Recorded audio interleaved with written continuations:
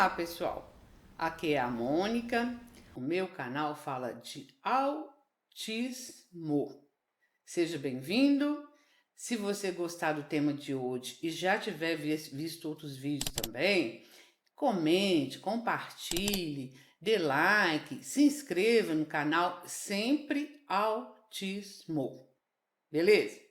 Então, por que eu fiz questão de explicitar, né? Colocar em letras maiúsculas, autismo. Porque hoje eu estou com uma intenção, que não é de agora, de falar sobre o autismo, que para mim é o verdadeiro. Para mim, para você pode não ser.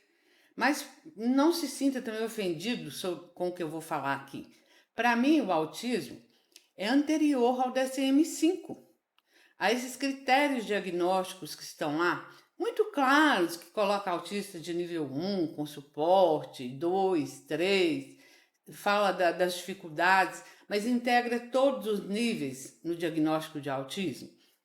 Quando eu conheci o autismo, e foi em 1989, ele tinha sido diagnosticado a primeira vez por Kanner em 1943. Não estava tão longe isso, né?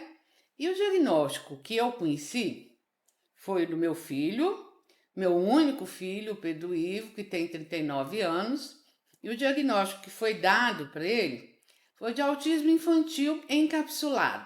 Esse encapsulado aí é da psicanálise, tá, gente? Se preocupa muito com isso não. Mas o autismo infantil era o que era da época. Não se conhecia ainda muitos diagnósticos de autismo. Então, o diagnóstico corrente, o que a gente encontrava, na realidade, pessoas com esse diagnóstico, eram do autismo de Kanner, que falava desse autista que hoje a gente vê, é o autista mais severo, com muitas dificuldades, que não fala, que normalmente não consegue frequentar uma escola, que precisa de apoio ad eterno. Sabe filho eterno? Esse filho eterno é que era o autista antigamente. Então, quando eu comecei a estudar, agora novamente, quando eu montei o meu canal de YouTube, eu comecei a perceber uma diferença muito grande entre o meu autismo e o autismo corrente. Por isso que me incomoda tanto, esse tanto que autismo está na moda, o tanto que todo mundo se aventa em falar que trabalha com autismo, várias terapias. Gente, para mim, isso tudo não é o que conta.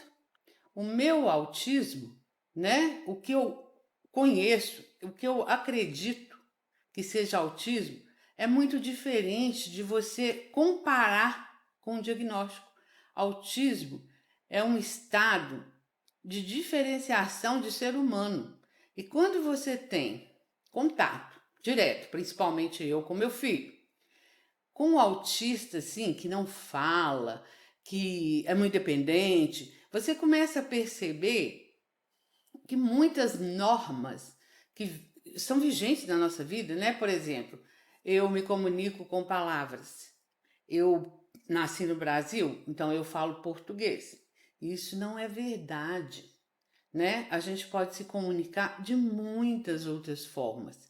A gente aprendeu, que é uma coisa bem mais comum, a se comunicar com surdos mudos, eles têm a linguagem dos sinais, mas o autista não está nem aí para esse negócio de sinal, ele não quer ficar repetindo essas coisas, ele não dá conta de aprender nem isso. É um negócio engraçado que eu acho que ele não dá conta porque também não quer.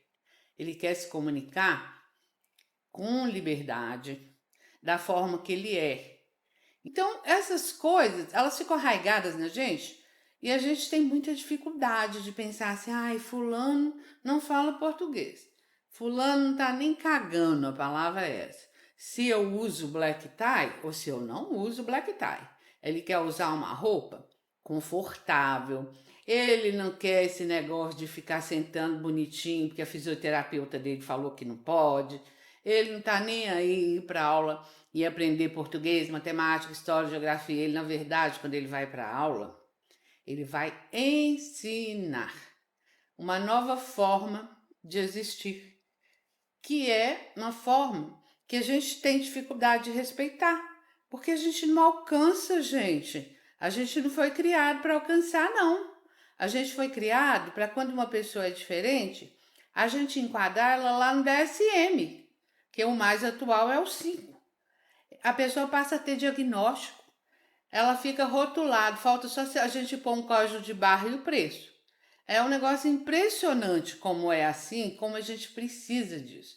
Mas se a gente vivencia uma coisa, uma relação como essa que eu vivencio assim, muito particularmente com meu filho, e aí eu estendo para outros autistas que eu conheço que também não são verbais, vamos dizer assim, a gente começa a entender a pouca importância que isso tem.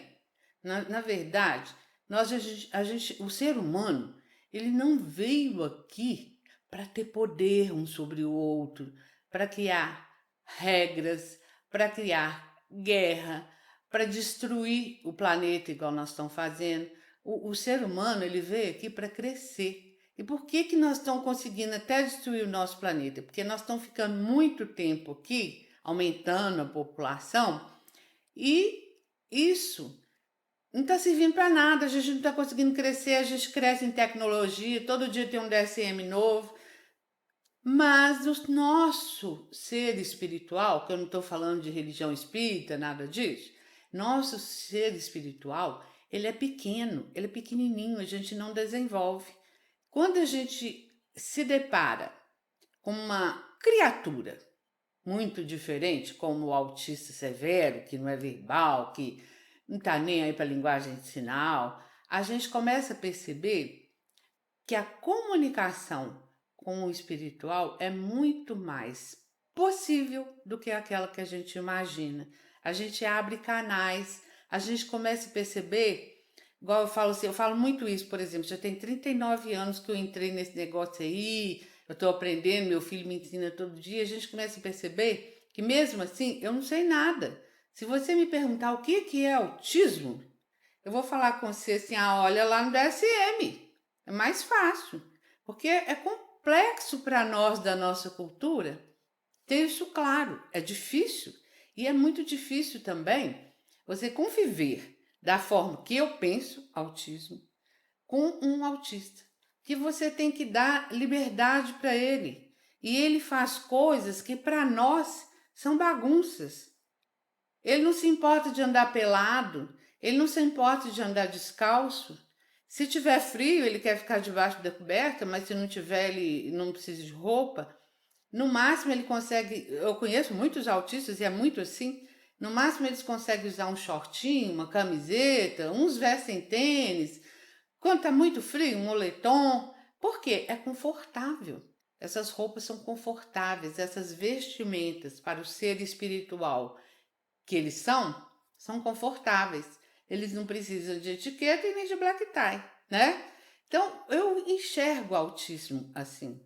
E, como eu falei no começo, se você não enxerga, se você prefere o DSM, se você prefere o trabalho com aba, que é um trabalho muito ligado com a nossa cultura, que ensina a gente através da pedagogia de repetição, fica na sua, cara.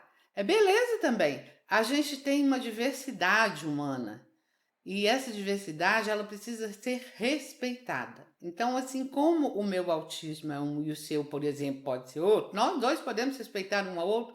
Inclusive, se a gente se conhecer pessoalmente, ser amigo ou ser amigo virtual, não é assim?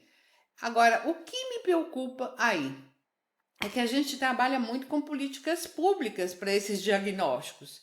Então a gente está hoje, a partir do DSM aqui no Brasil, foram criadas muitas leis para proteger, vamos dizer, que eu estou falando de autistas, proteger autistas.